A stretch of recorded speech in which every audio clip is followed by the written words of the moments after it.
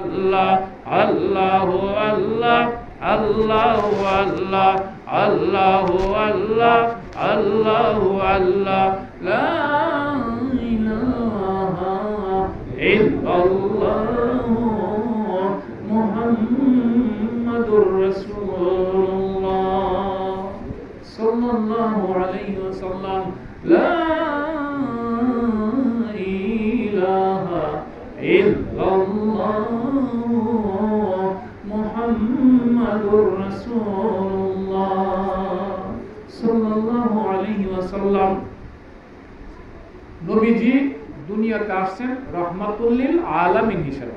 এই যে একটু আগে বললাম ওমা আরসালনাকা ইল্লা রাহমাতাল লিল আলামিন।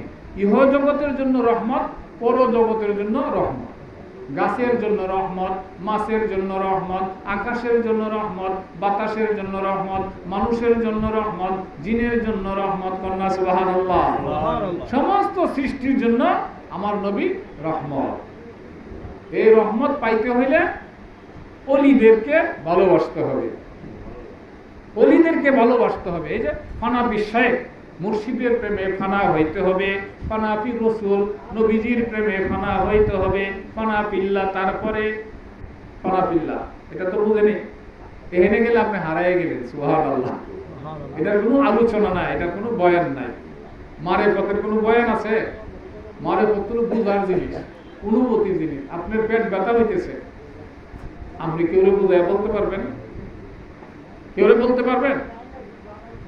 খালি বলতে পারবেন আমার পেট ব্যথা, এতটুকু। কিন্তু পেট ব্যথা কেমন কাউকে বোঝানো যাবে? বোঝানো যাবে? যার পেট ব্যথা হয়েছে হে শুনলে বুঝে লাগবে যে পেট ব্যথা এমন। সুবহানাল্লাহ কবেন? এটা হলো অনুভবের বিষয়, বুঝার বিষয়। সাহাবীরা কয় হুজুর তরিকত শরীয়ত কি? নবীজি বললেন আশ-শারিয়াতু আকওয়ালি। শরীয়ত হইল আমি যা বলতেছি এগুলো হলো শরীয়ত। আমি যে বয়ান করতেছি এগুলো হলো শরীয়ত। আমরা শুধু কোন হরি নামাজ, রোজা, হজ, যাকাত এগুলো শরীয়ত না। শরীয়ত হলো মানব কল্যাণে যত জিনিস আছে সবগুলাই শরীয়ত। করোনা সুবহানাল্লাহ। সৃষ্টির কল্যাণে যত কিছু আছে সবই শরীয়ত। না আমি খাবো না, সবই শরীয়ত। শরীয়ত হইল আমি যা বলতেছি, অর্থাৎ সংবিধান। সংবিধান এখন তো সহজে বুঝছেন। আইন, শরীয়ত হলো আইন। তো হুজুর তরিকত কি? আমি যা বলতেছি এটা পালন করার নাম হলো তরিকত, এটার উপরে আমল করার নাম হলো তরিকত। আর এক সাহাবী কয় হুজুর তাহলে হাকিকত কি? আমরা কই না হাকিকত। হ্যাঁ, হাকিকত কি? ও হাকিকত হইলো আল হাকিকাত ওয়া হুয়া আলী। হাকিকত হলো স্বরূপ। স্বরূপ কি? আসল রূপ। আপনি যে মানুষটা আছে এটাই আপনার মানুষ না, আপনার ভিতরে আরেকটা আসল মানুষ আছে। আপনার ভিতরে আরেকজন আসল মানুষ আছে, এই মানুষটাকে সে চালা। এই যে আমরা হাত দেখতেছি, পাও দেখতেছি, চেহারা দেখতেছি, এটা কিন্তু আমার লাশ। এটা হলো আমার লাশ, পিঞ্জিরা যাই বলেন। এই মানুষটারে আরেকজনের চালা, সে হইল স্বরূপ। কন্যা সুবহানাল্লাহ। তারে দেখা যায় না, ধরা যায় না, ছোঁয়া যায় না। তাকে ধরার জন্যই সাধকরা দিন রাত 24 ঘন্টা পরিশ্রম করে। কন্যা সুবহানাল্লাহ। এটাকে বলা হাকিকত। আল হাকিকাতু ওয়া হুয়া আলী। হাকিকত হলো স্বরূপ। তো হুজুর মারিফত কি? নবীজি বললেন আল মারিফাতু আসরারি। মারিফত হইল নিগুড় রহস্য। মারিফত হলো ভেদের বিষয়। কন্যা সুবহানাল্লাহ। বেদ কইলে আবার আপনারা সহজে বুঝতে পারেন, কিন্তু বেদ জিনিসটা কি এটা বিশাল ব্যাপার। এখন কিভাবে বুঝাবো আপনাকে? আপনি কাজ করতেছেন, এই যে কোদাল নিছেন, কোদাল দিয়ে কাজ করতেছেন, এই কোদালটা হলো শরীয়ত। এটা একটা যন্ত্র কাজ করা। কূপ দিতেছেন মাটির মধ্যে, আর যেটা দিতেছেন এটা হলো আমল। মানে আমল হলো আরবি শব্দ, বাংলা হলো কাজ। বাংলা হলো কাজ। এই যে কোদাল দিয়ে কূপ দিছেন এটা হলো তরিকত, মানে কাজ। আর তারিকাতু আমালি, মানে এটা হলো কাজ। এই কাজটা করছেন কোদালটা দিয়া। তাহলে আর একটা কিছু হয়েছে কিনা আপনার শরীরের মধ্যে? মানুষ দেখছে আপনার শরীরটা ঘামে গেছে। কাজ করলে ঘামে কিনা? হ্যাঁ, এটা দিয়ে বোঝা গেছে আপনি কাজ করছেন। এটা স্বরূপ প্রকাশ পাইছে, আসল রূপটা প্রকাশ পাইছে কাজ করার কারণে। শরীরে ঘাম উঠছে, একজন মানুষ দেখলেই বুঝবে আপনার কাজ করছেন, নাহলে শরীর ঘামলো কেন? আল হাকিকাত ওয়া হুয়া আলী, হাকিকত হলো এই স্বরূপ প্রকাশের নাম, একটা অবস্থার নাম। ঘামটা উঠলে বোঝা যাবে আপনি পরিশ্রম করছেন, এটা দেখা যাবে, প্রকাশ পাওয়া যাবে কাজ করার কারণে। কিন্তু কাজটাতে করছেন, ঘামটা উঠছে, কিন্তু আরেকটা জিনিস আপনার মধ্যে তো হয়েছে, এই জিনিসটা কি কাউকে বুঝায় বলতে পারবেন? এটা জিনিসটা কি? ঘাম হয়েছে, কাজ করছেন, আর একটা জিনিস কি? ক্লান্তি আইছে, পরিশ্রম লাগছে, শরীরটা দুর্বল হয়ে গেছে। এটা হয়েছে কিনা? আমার কথা বুঝতেছেন? হ্যাঁ, মারে পথে শুনতেছেন, মারে পথের ওয়াজই করতেছে। আসলে মারে পথের কোনো ওয়াজ নাই, শুধু বোঝানো যাবে, একটু বোঝান যেত না, হ্যাঁ নিজে বোঝানো যাবে, কিন্তু কাউকে বোঝানো যাবে না। আপনার এই যে ঘাম উঠছে, উবাইছেন, ঘাম উঠছে, কিন্তু ঘামের পর আর একটা জিনিস হয়েছে না, শরীরটা ক্লান্ত হয়ে গেছে, গা দুর্বল হয়ে গেছে, একটা পরিশ্রম লাগবে। আচ্ছা, ক্লান্ত কি জিনিস, পরিশ্রম কি জিনিস, দুর্বল কি জিনিস, সেটা করে বুঝাইতে পারবে? বুঝাইতে পারবেন না, বোঝানো যাবে না, শুধু বুঝানো যাবে। এইটার নাম হলো আল মারিফাতু আসরারি, এটা হলো ভেদ, নিগুড় রহস্য। কিরে লোকটা বই রয়েছে, রহস্যটা কি? মানে তার মধ্যে একটা ক্লান্তি আইছে, অথবা একটা মজা আইছে, একটা স্বাদ আইছে, অথবা একটা কষ্ট আইছে, এটা হলো শুধু বুঝনের ব্যাপার। মারিফাত এমন একটা জিনিস, শুধু বুঝন যাব, কাউকে বোঝানো যাবে না। সুবহানাল্লাহ, সুবহানাল্লাহ। তো এই জন্য যদি বুঝতে চান, তাহলে আপনাকেও কোনো কামেল পীরের সহবতে গিয়া, তার কাছে বায়াত হইয়া, তার প্রেমে রঙিন হইয়া আপনাকে এইভাবে কাজ করতে হবে, পরিশ্রম করতে হবে, সাধনা করতে হবে। 24,600 বার দিবানিশি দম তোমার, দমে দমে লও আল্লাহর নাম, করনা সুবহানাল্লাহ। হ্যাঁ, 24,600 বার, কেউ বলে 21,600 বার, সমস্যা নাই। হ্যাঁ, দমে দমে, প্রত্যেকটা দমে আপনাকে আল্লাহর স্মরণ করতে হবে। এই জবানটা বন্ধ হয়ে যাবে একদিন, তখন এই জবানটা চালু থাকতে আপনার অগণিত শরীরের মধ্যে রুমকূপ আছে, যেটাকে সুলতানুল আসকার বলে। প্রত্যেকটা রুমকূপের গুড়ি গুড়ি আপনাকে জিকির চালু করতে হবে। প্রত্যেকটা রুমকূপের গুড়ি গুড়ি যদি আপনি জিকির চালু করতে পারেন, তাহলে আপনার 1000 শরীর নিয়ে 1000 জায়গার মধ্যে একই সময় আপনি অবস্থান করতে পারবেন। সুবহানাল্লাহ। 1000 জায়গার মধ্যে 1000 শরীর নিয়ে 1000 জায়গার মধ্যে আপনি হাজির থাকতে পারবেন। তাহলে একজন সাধক যদি এটা পারে, তাহলে আমার দয়াল নবীজি পারে কি পারে না? হ্যাঁ, আমার নবীজি আমার কবরে থাকবে, কোনো সন্দেহ আছে? কোনো সন্দেহ নাই। এই যে বলবে মা হাজার রাজুল, মান হাজার রাজুল, এই ব্যক্তি কে? সুবহানাল্লাহ। মান হাজার রাজুল, ওনাকে চিনো? ফেরেশতা জিজ্ঞেস, যদি আপনি নবীর প্রেমিক হন, আশেক হন, আমার নবী আপনাকে পরিচয় দিয়ে দেবে। করনা সুবহানাল্লাহ। আমাকে চিনোস না? সুবহানাল্লাহ, আমি তো তোর উম্মতের কান্ডারি। সুবহানাল্লাহ। কবরে থাকবে, কিন্তু কোন ভাইরা বলে নবীকে দেখানো হবে না, নবীর ছবি দেখানো হবে। নাউযুবিল্লাহ, ছবির কোনো কাজ এখানে নাই। হাজার রাজুল, রাজুল মানে কি? দেহ এবং শরীর নিয়ে একজন ব্যক্তি। করনা সুবহানাল্লাহ। তাহলে আমার একজন সালেক কালব রুহু সেদ কপি আকপানফ আবাতশ কাকবা 70,000 রুমকুপির ঘুরি ঘুরি যখন জিকিরটা আসবে, যেটাকে সুলতানুল আসকার বলে, বেলায়েতের মাকামটা আরো পরে, দায়রায়ে আমকান।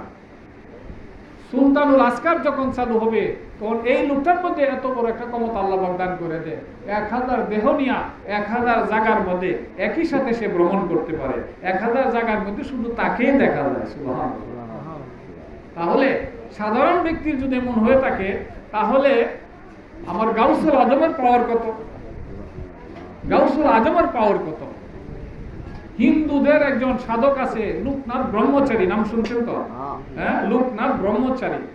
লোকনাথ ব্রহ্মচারী তার ভক্তদের উদ্দেশ্যে বলেছে যে, রনে বনে জলে জঙ্গলে যেখানেই থাকো, আমার বিপদে পড়িলে আমাকে স্মরণ করিবে, আমি তোমাকে উদ্ধার করিব। বলছে কিনা? সবাই জানেন, অনেকে তো জানেন না। হ্যাঁ, উনি তার ভক্তদের উদ্দেশ্যে বলছে, জলে জঙ্গলে রনে বনে যেখানেই থাকো, বিপদে পড়িলে আমাকে স্মরণ করিবে, আমি তোমাকে উদ্ধার করিব। তাহলে হিন্দু সাধক লোকনাথ ব্রহ্মচারী যদি এত বড় ক্ষমতা হাসিল করতে পারে, তাহলে আমার গাউসুল আজমের পাওয়ার কত? সুবহানাল্লাহ। কন্যা জোরে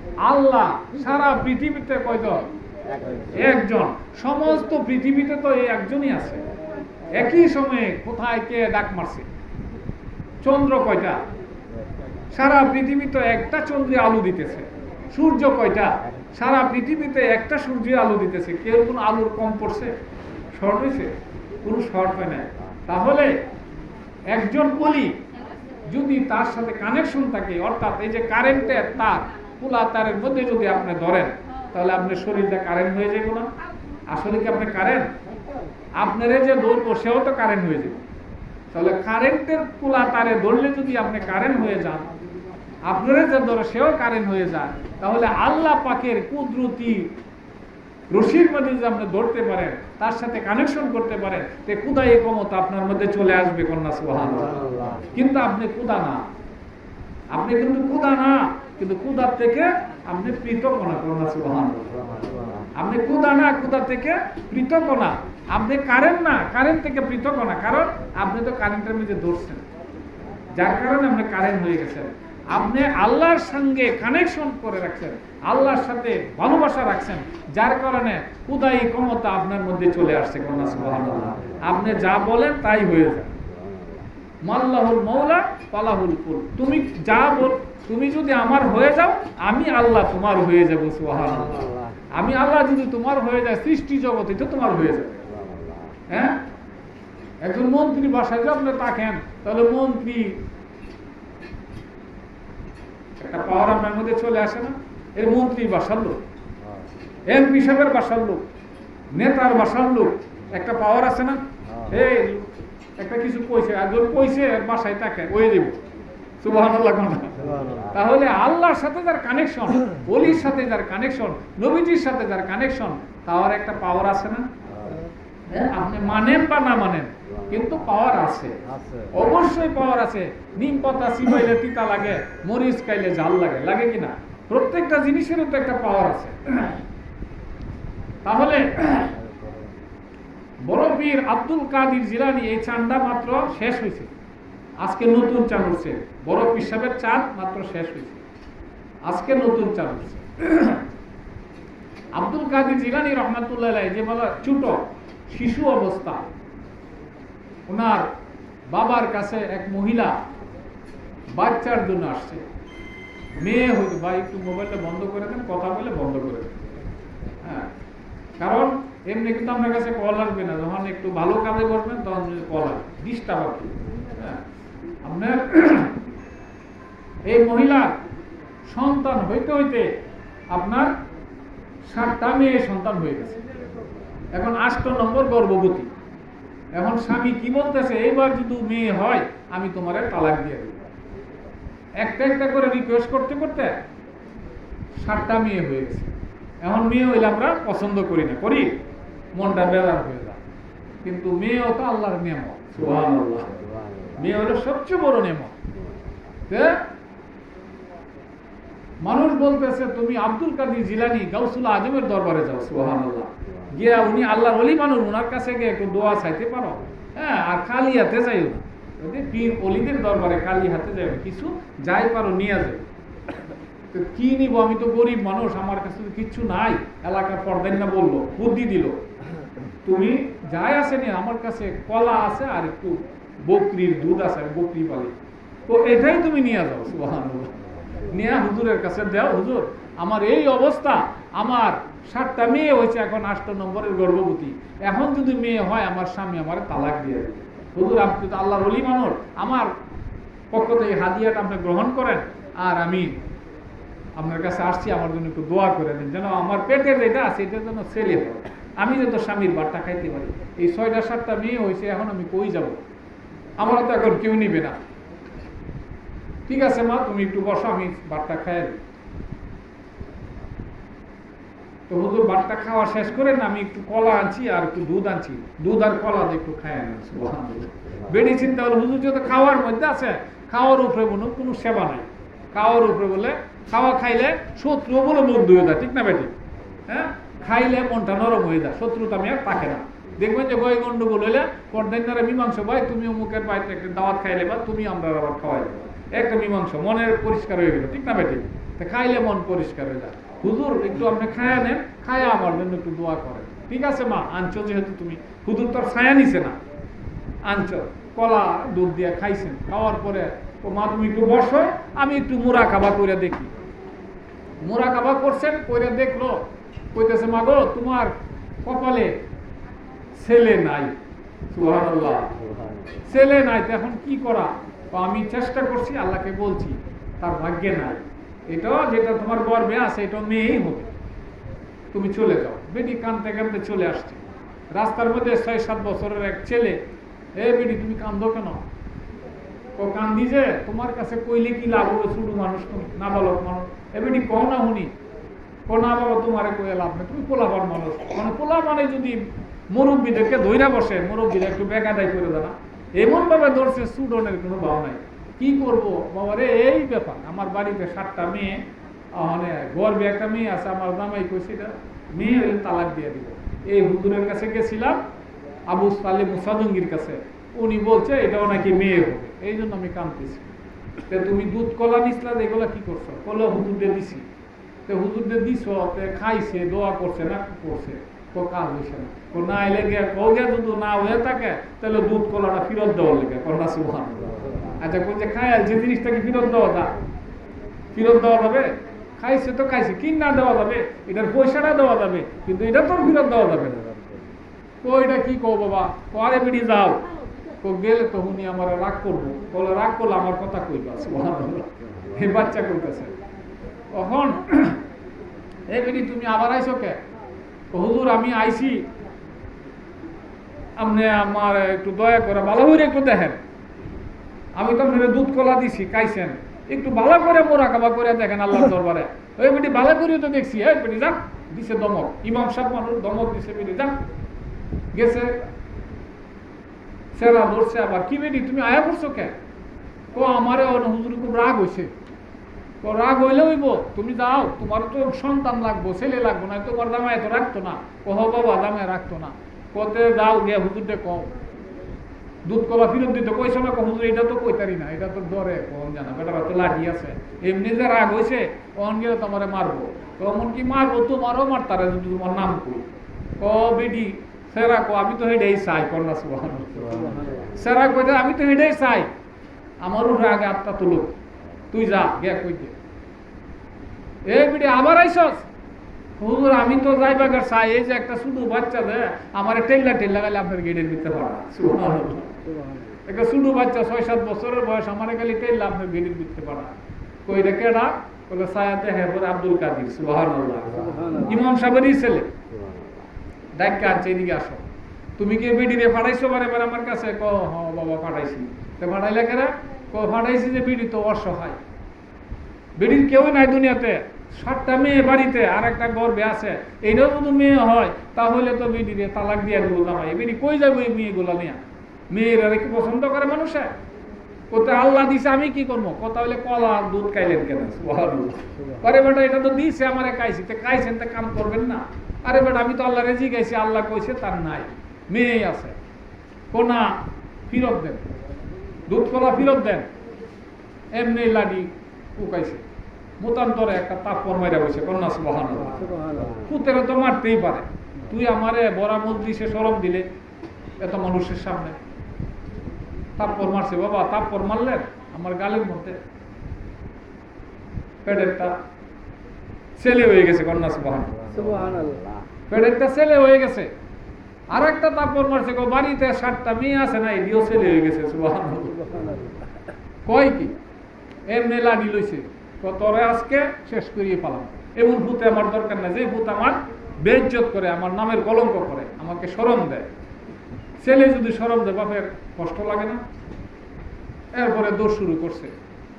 আব্দুল কাদির জিলানিও দৌড়ে, আবু সালে মুসাজঙ্গিও দৌড়ে, দৌড়ে আগে কবরস্থান, এই যে পাশের কবরস্থান, কবরস্থানের মধ্যে ঢুকছে। এ তোরা কই আসো, তাড়াতাড়ি উঠ, আমার বাবা আজকে আর আমার মেরে দেবে। বলনা সুবহানাল্লাহ, সাথে সাথে 40 জন কবরের মুর্দা জিন্দা হইয়া ওইটা আব্দুল কাদির জিলানির চতুর্পাশে গারোয়া করে রয়েছে। সুবহানাল্লাহ, এই আব্দুল কাদির তোমারে মারতা তো না, মারলে আমরারে মাইরা পরে তোমারে মারবো। সুবহানাল্লাহ, চিন্তা করছেন নি আল্লাহর ওলি পারে কিনা? গাউসুল আজম বড় পীর আব্দুল কাদির জিলানি এগুলা দেখা গেছেন। আল্লাহর ওলিরা পারে। তখন বেডি বাড়িতে গেছে, যা বেডি চিন্তা করিস না বাবা, আমার জন্য তো তোমার উপরে বিপদ, আমার বিপদ আয়োগ অসুবিধা নাই, তুই যা বাইর যা। বাইর গেতে হ্যাঁ ঘরের যে 7টা মেয়ে আছি সবই ছেলে সন্তান হয়ে গেছে। তোর পেটের তো ছেলেই হইব, পেটেরটা আবার ছেলেই হয়েছে। তাহলে বাপ তো মনে মনে তো খুশি হয়, কিন্তু সমাজের মাঝে একটু শর্মিন্দা হয়ে গেছে, কারণ এমন ফুত আল্লাহ আমারে দান করছে। সুবহানাল্লাহ। হ্যাঁ, আল্লাহ পাকের ওলিরা এমন কিছু করতে পারে। আরেকদিন জানাজার নামাজ, মানুষ মারা যায় না, প্রতিদিন মানুষ মারা যাইতেছে। ইমাম সাহেব হুজুর জানাজা হবে জুম্মার নামাজের পরে, জোহরের নামাজের পরে, সকলকে ঘোষণা দিছে জোহরের নামাজের পর অমুক মারা গেছে, জানাজা হবে। তখন হুজুরের বেগম বলতেছে, ইমাম সাহেব আপনি যেহেতু জানাজার যাবেন, ছেলেটারে নিয়ে যান, যে কারণ সে তো ছোট মানুষ, আপনি ইমাম সাহেব, আমি ইমাম সাহেবের ভূত, আপনি মারা গেলে সেও তো ইমামতি পাইব, ইমামতি পাইলে এলাকার মানুষের দাফন কাফন জানাজা কেমনে করতে হবে এটা তার শিখতে হইব না, শিখাটাও দরকার। ও জি, তাহলে তারে নিয়ে যান। কোন দুষ্ট এই দিন আমার শরম দিছে, এই যে এক বেরিয়ে ছিল দুধ কলা লইয়া শরম দিছে, আজকে আবার এখানে গিয়ে আবার কোন কাম করে তো ঠিক না। ইমাম সাহেব আগেই ভয় পাইতেছে, ছেলে তো এটা সাধারণ ছেলে না, বাপে তো চিনছে, কোনা আসে আমারে বেইজ্জত করবো, আমারে শরম দিব, কইতাছে কোনা মানুষের ইজ্জত নষ্ট করে এমন ফুল আমি ফেলে তুইছি না। কোনা সুবহানাল্লাহ। মা বলতেছে মানুষকে শরম দেয় এমন সন্তান আমি পেটে রাখছি না। কি করছে এদিন দেখছো না, আর এটা তো বেটির উপকার করছে। সুবহানাল্লাহ, এটা তো বেটির উপকার করছে। নিয়ে যাও। আরে বিবি তুমি তো বুঝো না, কোনা ছেলেও এমন বাইনা ধরছে যে বাবা আমার নেওয়াই লাগবো, খাইবো না, পিনবো না, ঘুমাইবো না, কোনো কথাই শোনে না, কি করবো? আচ্ছা ঠিক আছে বাবা, নে পায়জামা পাঞ্জামি পিন, ল চল গে, কিন্তু দুষ্টামি করিস না। কোনা বাবা দুষ্টামি করতাম না, আমি খালি দাঁড়ায় দাঁড়ায় দেখা তুমি কেমনে জানাজাটা করো, আমার তো শিখা দরকার। সুবহানাল্লাহ। মানে কি করব, অনেক গিয়া দেখে কাডুলা যখন নিয়ে আইছে, কাদের কোনা দুইটা শিশু বাচ্চা 6-7 বছরের বয়স, আব্দুল কাদের জিলানীর মতোই দুইটা কাঁদতেছে। বাপের জানাজা দেবো, জানাজার পরে কবরে রেখা দিব, কাঁদতেছে জীবনের জন্য, তোর বাপের খুঁজে পাবো না। তখন লাইন ধরে মানুষ দাঁড়াইছে, ইমাম সাহেব দাঁড়াইছে, তখন কইতেছে আব্বা জানাজাটা একটু পরে করেন। আব্দুল কাদের জিলানীর বাবা আবু সালে মুসাবঙ্গির ভিতরে কামড় মারছে। সুবহানাল্লাহ। ভিতরে একটা বাড়ি মারছে, আজকে আবার জানি কোন ঘটনা ঘটায়। এই দিন তো বেডি ঘটনা ঘটায় দিল, আজকে আবার কি করে আল্লাহ জানে। আজকে তো জানাজার মধ্যে মাঠ ভর্তি মানুষ, মহল্লার সব মানুষ। কি করতে হইব, এই দুইটা বাচ্চা কান্দে কেন? এই বেটা আর বাপ মারা গেছে, কানতো না? সুবহানাল্লাহ। বাপ মারা গেছে কানবই তো, কোথায় কানবে, কান্দাটা বন্ধ করে করে জানাজাটা করেন, আর একটা সান্ত্বনা দেন। আমি কি সান্ত্বনা দিব? তার বাবা মারা গেছে, মা মারা গেছে, তারা কি সান্ত্বনা দিব? এইটা সান্ত্বনা দেওয়ার কোনো ভাষা আছে? আছে? কোনো ভাষা নাই। হ্যাঁ, খালি অদূরে বলবে যে বাবা কান্দো না, মা বাপ তো চিরদিন কেউ বাচ্চা থাকে না। এটা বললে কি তার মনে শান্তি আইব? কিন্তু আরো কান্দা বাইরা যাইব গা। দেখেন কান্দার সময় কেউ সান্ত্বনা দিলে আরো কান্না বাইরা যা। এখন কোনা সান্ত্বনা দেন, সান্ত্বনা দিয়া পরে জানাজা পড়েন। এর আগে জানাজা পড়বার লাগে আমি আব্দুল কাদের দিব না। সুবহানাল্লাহ। জানাজা পরে পড়। কি করবো, সমস্যায় পড়ে গেছে, তুই কি করবে, তুই সান্ত্বনা দে। কোনা জানাজা পরে পড়ে, কোনা জানাজা আমি এখনই করে এলাই। আরে জানাজা পড়ে এলাম, এটা কি আন্তাজি পড়ে এলাম, এটা একটা সমাধান করেন। যেমন একজন কাডুলার মেয়ে ধরে এই লোকের কাছে আমি রেন পাই, জানাজা দেওয়া যাবে, এই লোকের একটা সান্ত্বনা দিতে হবে, সান্ত্বনা দিয়া বুঝ দিয়া তাতে মাপ নিয়া, অথবা সন্তান থাকলে দায়িত্ব নিতে হবে, আমার বাবার ঋণ আমি দিব, তখন জানাজা এর আগে পড়া যাবে না। তখন এই যে দুইটা শিশু ধরছে তাদের একটা বুঝ দেন, বুঝ দিয়া পরে জানাজা পড়েন, ঠিক না বেটি? এখন বলতেছে আমি কি বুঝ দিব, কোথা হলে জানাজা পড়া যাবে না, কোন জানাজা পড়বো, বাপ পুতে লেগে গেছে, কোথায় এখানে পড়বেন যে কি জিন্দা পড়বেন না মুর্দা জানাজা পড়বেন? এক বেদ মুর্দার জিন্দার কোনো জানাজা আছে? কোথা আমাকে কইয়ালন মুর্দার দেখো না, আমি তো দেখতেছি লোকটা জিন্দা, আপনি জানাজা পড়ে লাগবেন, জিন্দার কোনো জানাজা আছে? কোনা জিন্দার জানাজা নেই, তাহলে আপনি জানাজা পড়বেন, দেখ গেল না কে? সুবহানাল্লাহ কর না, দেখ গেল না কে? আরে বেটা মারা গেছে কোন সময়, রাতে মারা গেছে, এখন কাপড় টাপড় পরায় নিয়ে আসছে। কোনা না আগে দিয়ে গেল, জিন্দার তো জানাজা নাই, আপনি বলছেন, তাহলে লোকের জানাজা কেমনি পড়বেন? জানাজা পরে পরে পরে কত তুই দেখ এমনি ডাক দিছে, অর্ডার পায়ে গেছে, অর্ডার পায়ে গেছে। সুবহানাল্লাহ। কই উঠো, এই তো মুর্দা উইটা বইয়া পড়ছে। সুবহানাল্লাহ। এখন তো মাঠের মধ্যে একটা দৌড়াদৌড়ি লেগে গেছে। গাহারি বড় মসজিদের মধ্যে আজকেও সরব পাইল এমনি, আজকে তোর একদিন আমার একদিন। সুবহানাল্লাহ। বেড়া তো কাম বানায় লাইছে, এই কাফনের কাপড় বিন্দা আব্দুল কাদের জিলানীর পিছনে মুর্দাও দৌড়ে, আবার কবরের পাশে দৌড়ে যাইতেছে। তোরা তাড়াতাড়ি আজকে তুমি একটা অঘটন ঘটাই লাইছি, আমার বাপে আজকে আমারে রাখতো না, তোরা আমারে বাসা, আমারে মার কাছে বসায় দিয়া। কবরের থেকে প্রায় 400-র মতো মুর্দা উইটা দৌড়ায়া আব্দুল কাদের জিলানী রহমাতুল্লাহ আলাইহি তার মার কাছে পৌঁছায় দিছে। কন্যা সুবহানাল্লাহ। বাড়ির মধ্যে সব মুর্দার খেলা। তখন লাঠি উড়াইছে, ও আজকে তোমার উপায় নাই। ও মা এই অবস্থা কি করছে আমার ফুলা, এই যে কবরের সব লোক উঠায় নিয়েছে, ও আজকে যদি আরেকটা বাড়ি দেন তাহলে কবরের নিচে আর কোনো মানুষ থাকবে না। কন্যা সুবহানাল্লাহ। তো বাবা কাম হরটা তাড়াতাড়ি ফাটা, এরা পাঠানি যে ওই ছেলের বাপেরা কিন্তু পাঠানি যেত। যারা খবর থেকে উঠেছে পুরান মরা, ও তোরা পুরান, তোরা জায়গা মতো জায়গা, হ্যাঁ তো নতুন হ্যাঁ তাক। সুবহানাল্লাহ। আল্লাহর ওলিরা পারে কিনা? এর মধ্যে সমস্ত ওলিদের সম্রাট হলেন আমার বড় পীর আব্দুল কাদের জিলানী, মাহবুবে সুবহানি, কুতুবে রব্বানি, গাউসে খামদানি, গাউসুল আজম বড় পীর আব্দুল কাদের জিলানী রহমাতুল্লাহ। কারণ ওলি আল্লাহদের শান, ওলি আল্লাহদের আলোচনা বলে শেষ করা যাবে না। আপনার ওলি আল্লাহদের কাছে যাইতে হবে, এদের কাছে গেলে আপনি এই জগতে সন্ধান পাইবেন, এদের কাছে না যাওয়া পর্যন্ত এই জগতে সন্ধান পাইবেন না। সুবহানাল্লাহ।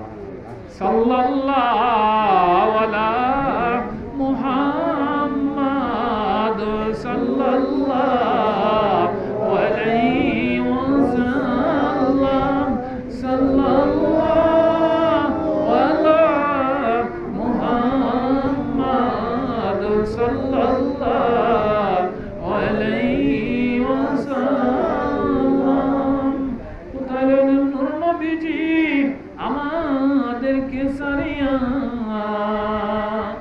আপনি সারা কি লাভ হবে এই জগতে বাসিয়া। সাল্লাল্লাহু আলা মুহাম্মাদ সাল্লাল্লাহু আলাইহি ওয়াসাল্লাম। সকলে বলে আলহামদুলিল্লাহ। কারণ ওলির দরবারে যারা যাবে তারা ওলি হবে, নদীতে যারা যাবে তারা মাছ নিয়ে বাড়িতে আসবে, ঠিক না বেটি? যারা চাকরি করতে যাবে বেতন নিয়ে বাড়িতে আসবে, যারা বাজারে যাবে সদাই নিয়ে বাড়িতে আসবে। এটাই তো সিস্টেম। তো ওলি হইতে হলে ঘরের কোনায় বসে ওলি হওয়া যাবে না। একজন ওলির হাত ধরতে হবে, তার কথা অনুযায়ী আপনাকে আমাকে জীবন কাটাইতে হবে। তখন ওলি বানানোর জন্য তো আল্লাহ বই রয়েছে। কারণ নবীদের বেলায় নবুয়তের যুগ শেষ হয়ে গেছে, বেলায়েতের যুগ চালু আছে। কিয়ামত পর্যন্ত ওলি হবে, বেলায়েত প্রাপ্ত হবে, নবী আর হবে না। এই জন্য আপনাকে মাসুদ মিয়া একজন ওলি আল্লাহর ভক্ত, হ্যাঁ, আর এই এলাকার মানুষ অনেকে ওলি আল্লাহদের ভক্ত। কারণ ওলি আল্লাহদের আলোচনা, ওলি আল্লাহদের প্রশংসা, ওলি আল্লাহদের গুণগান যতই আপনি করবেন, আমি করব, এটা শেষ করার কোনো সুযোগ নাই, কোনো ক্ষমতা নাই। আর অল্প কিছু মানুষ এর মধ্যে আলোচনা উৎসাহ আসে না। যত বেশি মানুষ হয় তত আলোচনা ভালো লাগে, শুনতে ভালো লাগে, বলতে